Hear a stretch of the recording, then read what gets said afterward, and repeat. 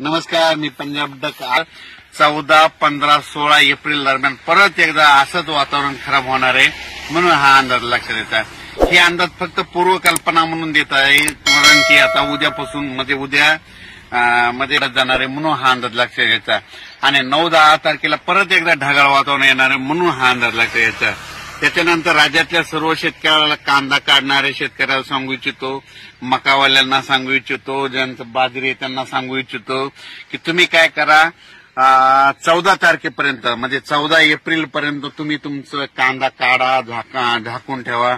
त्याच्यानंतर हळदी देखील आता उद्यापासून शिजवायला काही हरकत नाही, पण 14 तारखेला मात्र झाकून ठेवा, कारण की राज्यामध्ये आता याच्यानंतर शिजवायला काही हरकत नाही. पण राज्यामध्ये मात्र आता उद्यापासून हवामान कोरडं होणार आहे.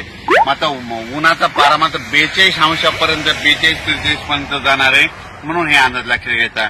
आणि 9 आणि 10 एप्रिलला एकदा परत ढगाळ वातावरण राहणार आहे. मात्र 14, 15, 16च्या दरम्यान परत एकदा राज्यात वातावरण खराब होणार आहे म्हणून हा अंदाज लक्षात घ्यायचा.